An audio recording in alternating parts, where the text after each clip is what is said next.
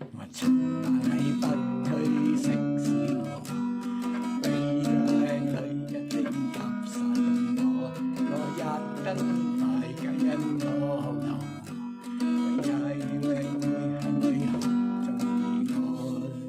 要靚妹開口叫我哥哥，要話佢好肚餓，我偷聽佢食小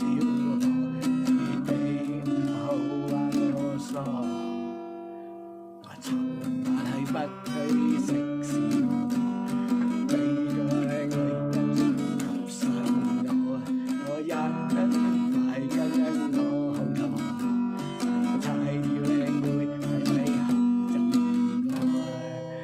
佢咁靚女點會中意？